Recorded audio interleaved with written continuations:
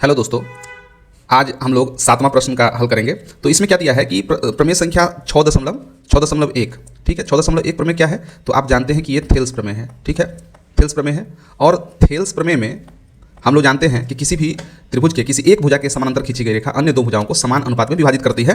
तो इसी का प्रयोग करते हुए सिद्ध करना है। आप प्रश्न को पढ़ते रहिए, 7वां प्रश्न है।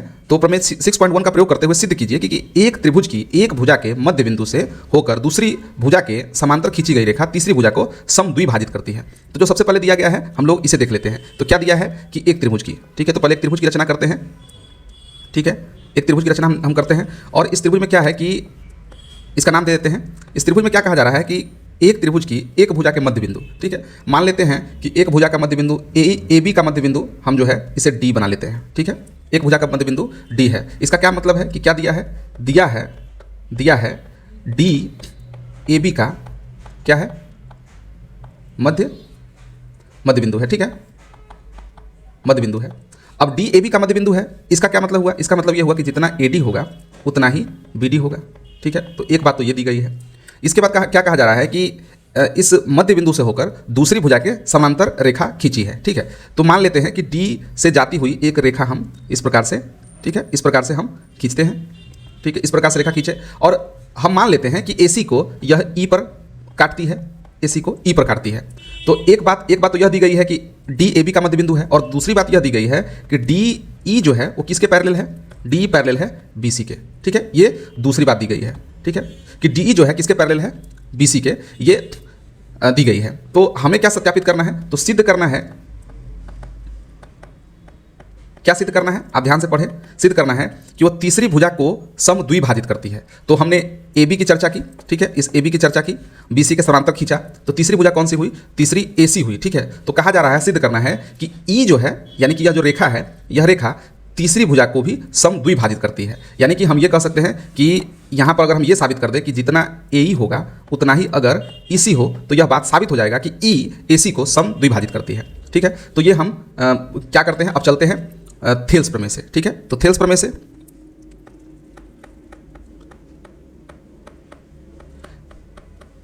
क्या देखेंगे? क्या दिया है? चूंकि DE जो है वो किसके पैरेलल है? BC के पैरेलल है। तो आप जानते हैं कि जब इस प्रकार से बात हो तो हम क्या देखते हैं, हम ये लिख सकते हैं ना कि AD जो है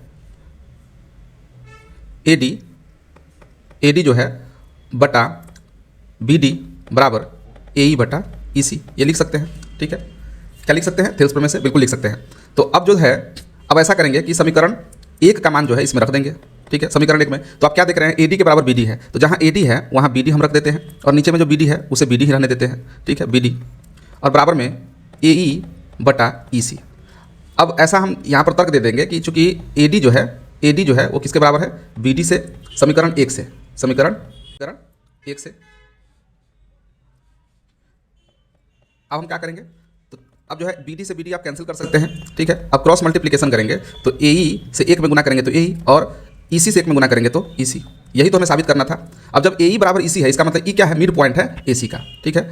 यही बात साबित हो गया कि E AC का मध्य बिंदु है, ठीक है। ये बात साबित हो गई। अगला प्रश्न देखें तो ये है 8वां प्रश्न और इसमें क्या कहा जा रहा है कि प्रमेय 6.2 का प्रयोग करते हुए सिद्ध कीजिए कि एक त्रिभुज की किन्हीं दो भुजाओं के मध्य बिंदुओं को मिलाने वाली रेखा तीसरी भुजा के समांतर होती है। याद कीजिए, आप इसे 9वीं कक्षा में आप ऐसा कर चुके हैं, तो आपने जरूर इस तरह के प्रयोग किए होंगे। लेकिन इस बार हम जो है प्रमेय 6.2 का प्रयोग करते हैं। और प्रमेय अगर हम ये कहें कि प्रमेय 6.2 क्या है? प्रमेय 6.2 क्या है? हाँ, प्रमेय 6.2 में क्या है? आप जानते हैं कि यह थेल्स प्रमेय का विलोम, थेल्स प्रमेय का विलोम है, ठीक है। अब ये थेल्स प्रमेय का विलोम क्या है? थेल्स प्रमेय का विलोम, तो थेल्स प्रमेय का विलोम यह कहता है कि किसी भी त्रिभुज में, ठीक है, किसी भी त्रिभुज में अगर ऐसी रेखा हो कि यह किसी दो भुजाओं को समान अनुपात में विभाजित करे, ठीक है, समान अनुपात में विभाजित करे। इस बात को समझे कि समान अनुपात में विभाजित किन दो भुजाओं को? यहाँ पर जो मैंने बनाया उसके हिसाब से AB और AC को मान लेते हैं कि D और E जो है समान अनुपात में विभाजित कर रही हो। तो क्या होगा यह तीसरी भुजा यानी कि BC के समानांतर हो जाएगी। ठीक है, यदि हम यह कह सकते हैं कि यदि AD बटा BD बराबर AE बटा EC अगर हो जाए, ठीक है, तो हम कह सकते हैं, तो हम क्या कह सकते हैं कि DE जो है ये किसके समानांतर है, BC के समानांतर है। यानी कि ऐसा हम कह सकते हैं कि ऐसी रेखा जब किसी त्रिभुज की दो भुजाओं को समान अनुपात में विभाजित करे तो वह तीसरी भुजा के समानांतर हो जाएगी। तो ये बात है। तो ये प्रमेय हम लोगों का 6.2 है। अब क्या है कि इसी का प्रयोग करते हुए हम लोगों को क्या करना है, हम लोगों का इस प्रश्न का हल करना है। ठीक है, तो आइए हम लोग देखते हैं, इस प्रश्न का हल करके देखते हैं। तो जो इसमें दिया है उस पर विचार करते हैं। क्या दिया है कि एक त्रिभुज की किन्हीं दो भुजाओं के मध्य बिंदुओं को, तो एक त्रिभुज हम खींचेंगे। ठीक है, एक त्रिभुज बनाएं।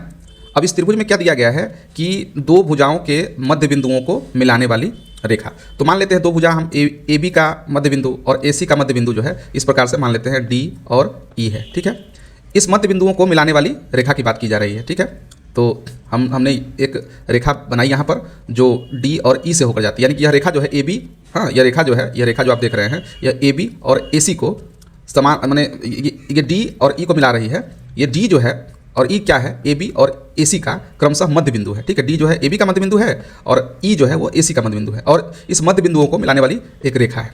ठीक है, तो इस प्रकार से हमने बना दिया। तो अब क्या है कि जो दिया गया है सबसे पहले हम लोग लिख लेते हैं। क्या दिया है, दिया है कि D जो है D AB का एवं E जो है वो किसका, AC का मिड पॉइंट है। ठीक है, बिंदु है। अब जब ऐसा है तो हम लिख सकते हैं, जैसा कि पिछले प्रश्न में हमने लिखा कि अगर DAB का मध्य बिंदु है तो जितना AD होगा उतना ही जो है वो BD होगा, समीकरण 1। ठीक है, और जितना AE होगा उतना ही क्या होगा, EC होगा। ठीक है, आप इसे समीकरण 2 लिख लें। अब क्या है कि आप ऐसा करें कि अब चूंकि हमें थेल्स प्रमेय का विलोम से या हमें ज्ञात करना है, तो ऐसा करते हैं कि थेल्स प्रमेय का विलोम तो हमें पता है कि अगर AD बटा BD बराबर AE बटा EC आ जाए तो हम लिख सकते हैं कि DE के समानांतर BC है। तो ऐसा कब आएगा, तो आप देखें ध्यान से समीकरण 1 और समीकरण 2 को। अगर हम ऐसा करें कि समीकरण 1 डिवाइडेड समीकरण 2, इसे आप ऐसा करके देखें, 2 से हम पाते हैं कि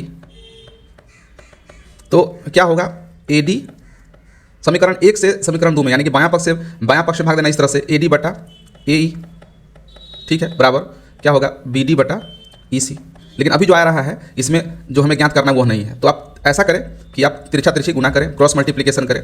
तो क्या आप लिख सकते हैं कि AD गुने EC बराबर BD गुने AE लिख सकते हैं। ठीक है, अब ऐसा करते हैं कि EC को, ठीक है, EC को हम इधर लेके चले जाएंगे और BD को इधर लेके चले आएंगे। ठीक है, तो गुना में है तो भाग में हो जाएगा। तो AD को आप रहने दीजिए इधर, AD बटा BD उधर गुना में है तो इधर आएगा तो भाग में, तो BD बराबर AE और EC जो इधर क्या है गुना में है तो उधर भाग में EC।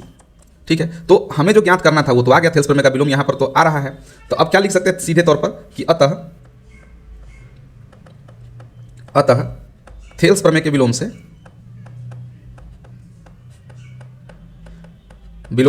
क्या हो जाएगा, ये जो DE है, DE जो है वो किसके पैरेलल हो जाएगा, BC के पैरेलल हो जाएगा। ठीक है, BC के पैरेलल हो जाएगा। तो इससे क्या साबित हुआ, अतः कथन जो दिया गया है प्रश्न में, कथन सत्यापित हुआ।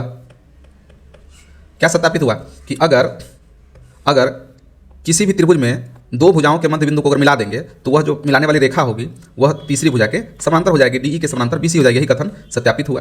ठीक है, अगला प्रश्न, 9वां प्रश्न जो आप देख रहे हैं, इसमें क्या लिखा हुआ है, इसमें लिखा हुआ है कि ABCD एक समलंब है। आप पहले बना लीजिए।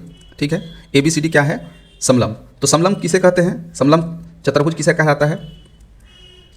तो समलंब चतुर्भुज की परिभाषा है कि ऐसा चतुर्भुज जिसमें दो भुजाएं जो होती है वो समानांतर होती है और दो भुजाएं जो होती है वो गैर समानांतर होती है। ठीक है, तो इस प्रकार से हमने एक समलंब खींचा, इसका नामकरण कर देते हैं ABCD, इस तरह से CD जैसा कि दिया गया है ABCD ही है, जिसमें क्या है कि AB जो है DC के समानांतर है। तो हमने इसी प्रकार से यहाँ बनाया है कि AB के समानांतर क्या है, DC है। ठीक है, और जाते हैं समानांतर का मतलब आप समझे कि जब दोनों के बीच की दूरी जो है हमेशा एक समान रहे। ठीक है, तो इसी प्रकार से हमने यहाँ पर AB के समानांतर DC किया है। अब क्या करेंगे, कि इसके विकर्ण जो है परस्पर ओ बिंदु पर प्रतिच्छेद करते हैं, तो इसके विकर्ण हम खींचेंगे।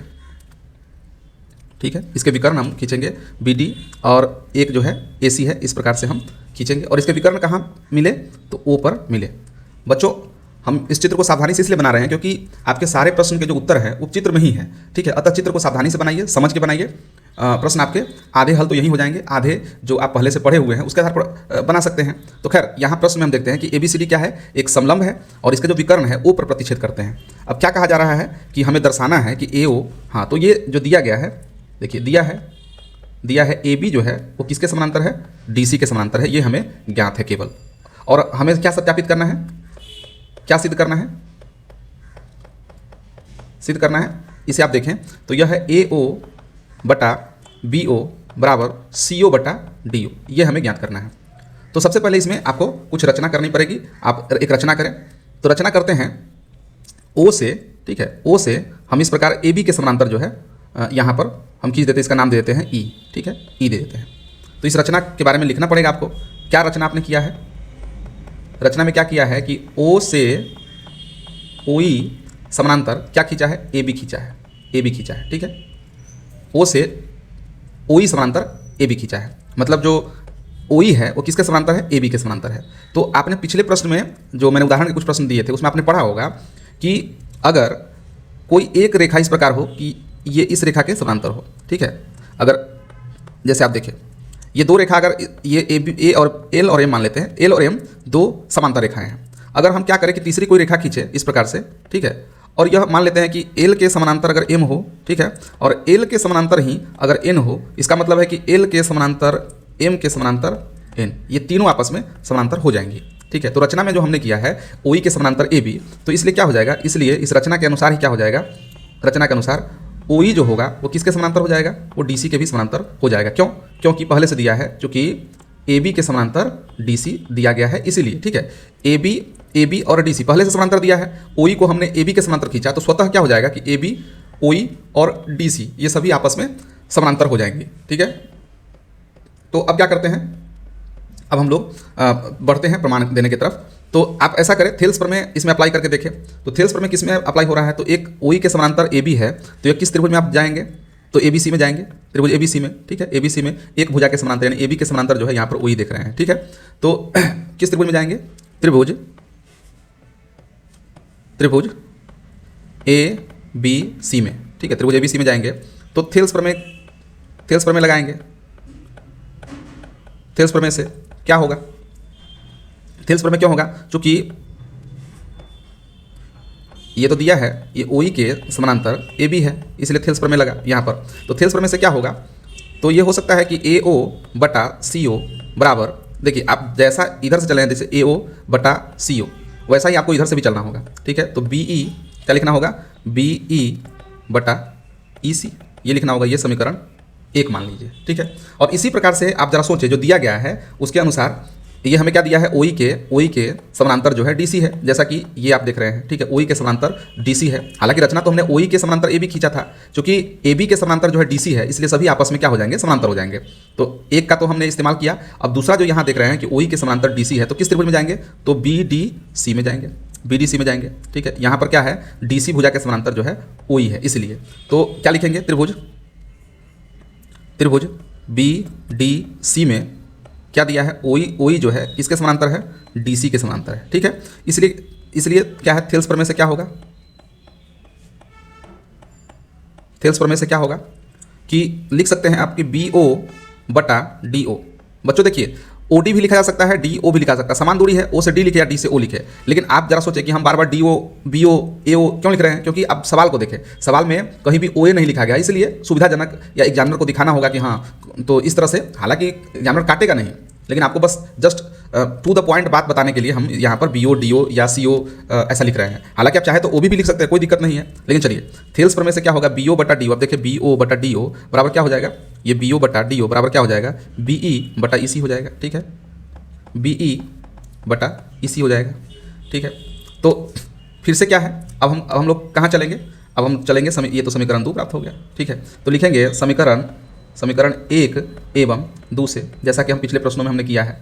क्या करते हैं कि दोनों को तुलना करते हैं, दोनों को तुलना में देख रहे हैं कि एक पक्ष BE बटा EC दोनों में है, इसलिए क्या हो जाएगा, इसलिए AO बटा CO बराबर BO बटा DO हमें ज्ञात हो गया। ठीक है, लेकिन बच्चों हमें तो यह साबित नहीं करना है, हमें तो AO बटा BO साबित करना है। तो आप ऐसा करें कि इसे क्या है, क्रॉस मल्टीप्लीकेशन करें।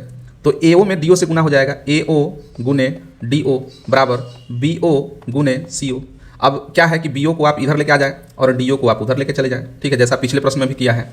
ठीक है, तो क्या होगा, AO बटा BO उधर गुना में है तो इधर आएगा तो भाग में, और DO इधर गुना में तो उधर भाग में, यानी कि CO बटा DO। यही तो हमें ज्ञात करना था, तो यह क्या हो गया, सत्यापित हो गया। ठीक है बच्चों, जो 10वां प्रश्न है इसमें आप क्या देख रहे हैं, 10वां प्रश्न है, इसमें लिखा हुआ है कि एक चतुर्भुज ABCD है। ठीक है, तो हम एक रचना करते हैं, चतुर्भुज की रचना करते हैं, और देखिए हमें साबित जो करना है वह साबित करना है कि वह एक समलंब है। तो हम इसी प्रकार से बनाएंगे कि वह एक समलंब बने। ठीक है, हालांकि गणितीय प्रमाण तो इसका देना ही पड़ेगा। ठीक है,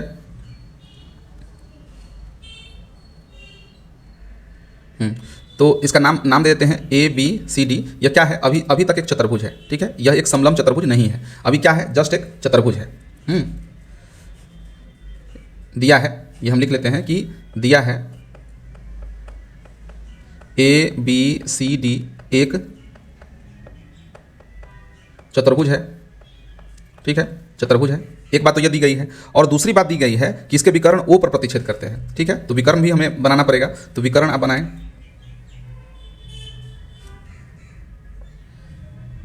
ठीक है, इसके विकर्ण जो है कहाँ पर है, O पर है। ठीक है, और इसमें क्या दिया गया है कि पहले से दिया है AO बटा BO। ठीक है, एक बात ये जो दी गई है, एक तो ये दी गई है चतुर्भुज है, और क्या दिया गया है, और जो मुख्य बात जो दिया गया है वो ये है कि AO बटा BO बराबर CO बटा DO। ये जो दी गई है ये बात हमें ज्ञात है, और क्या साबित करना है, सिद्ध करना है कि हाँ ABCD एक क्या है, एक समलंब चतुर्भुज है। ठीक है, ABCD एक समलंब चतुर्भुज है, इस बात को हमें साबित करना है। तो अब क्या करें, तो सबसे पहले यहाँ रचना आपको करना पड़ेगा। तो रचना आप करें एक, जैसा कि हमने पिछले प्रश्न में भी किया था, हम एक रचना यहाँ कर देते हैं, इसका नाम देते हैं E। ठीक है, और लिखते हैं रचना में हम क्या लिखेंगे कि O से OE समानांतर AB लिखा, AB खींचा। अब यहाँ पर आप ध्यान दीजिएगा, जो पिछला प्रश्न था उसमें पहले से दिया है कि AB के समानांतर जो है DC, इसमें यह नहीं दिया, यही तो ज्ञात करना है। हाँ, लेकिन OE के समानांतर हमने AB, जस्ट हमने OE के समानांतर AB खींचा, इस बात का ख्याल रखें। ठीक है, OE के समानांतर हमने AB खींचा, तो यहाँ पर थेल्स प्रमेय आप लगा सकते हैं। ठीक है, थेल्स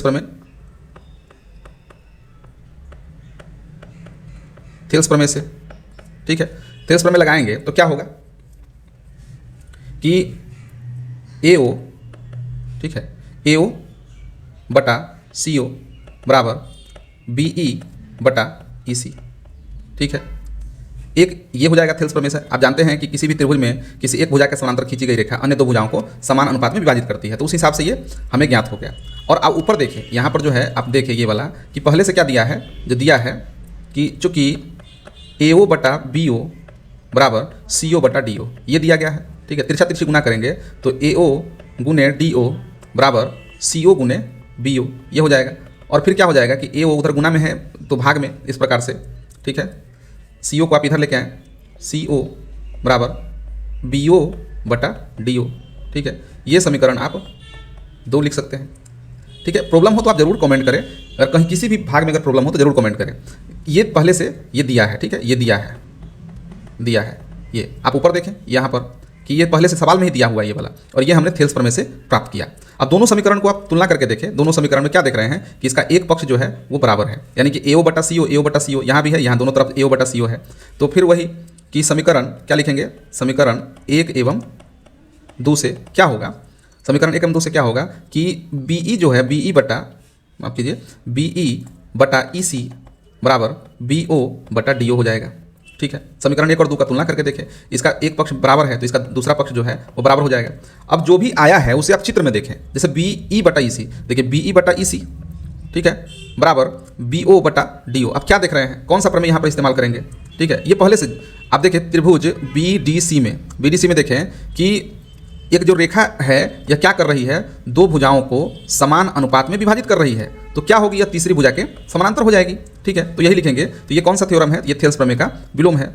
अतः थेल्स प्रमेय के विलोम से क्या हो जाएगा, विलोम से OE जो होगा, OE वो किसके समानांतर हो जाएगा, DC के समानांतर हो जाएगा। ठीक है, अब एक बात ये भी है कि हमें रचना से क्या प्राप्त है, रचना से क्या देख रहे हैं, OE जो है OE वो AB के समानांतर ये हमने रचित किया है, और गणितीय रूप से OE जो है किसके समानांतर आ गया, DC के समानांतर हो गया। ठीक है, तो हमने जैसा कि पिछले प्रश्नों में या ऐसा भी 9th क्लास में आप पढ़े होंगे कि जैसे कि कोई अगर दो रेखा इस प्रकार से हो, ठीक है, कि समानांतर हो, अगर कोई तीसरी रेखा इस प्रकार हो जो किसी एक के समानांतर हो जाए तो निश्चित तौर पर वो दूसरे के भी समानांतर हो जाएगी। ठीक है, तो यहाँ जो है एक पॉइंट जो है, एक तो ये है कि आपका रचना से ये प्राप्त हुआ, एक ये है, और दूसरा पॉइंट ये जो आप देख रहे हैं, देखिए OE जो है AB खींचा हमने और OE बराबर DC आ गया, इसका मतलब है तीनों आपस में क्या होगा, तीनों आपस में समानांतर हो जाएगा। इसलिए क्या लिखेंगे, इसलिए हम लिखेंगे इसलिए AB जो है, AB समानांतर DC हो जाएगा। ठीक है, और जब जरा सोचे कि ऐसा चतुर्भुज जिसमें दो भुजाएं आपस में समानांतर हो तो क्या कहलाएगा, ठीक है, तो समलंब कहलाएगा। तो इसलिए क्या होगा, इसलिए ABCD एक समलंब चतुर्भुज है। ठीक है, यही हमें ज्ञात करना था। ठीक है, कंफ्यूज मत हो कि बस हमें ये ज्ञात हो जाए कि अगर कि कोई ऐसा चतुर्भुज हो जिसमें कि दो भुजाएं आपस में समानांतर हो, जैसा कि यहाँ पर हमें प्राप्त हुआ AB और DC आपस में समानांतर हो गई, तो हम कह सकते हैं कि ABCD क्या होगा, एक समलंब चतुर्भुज होगा। ठीक है।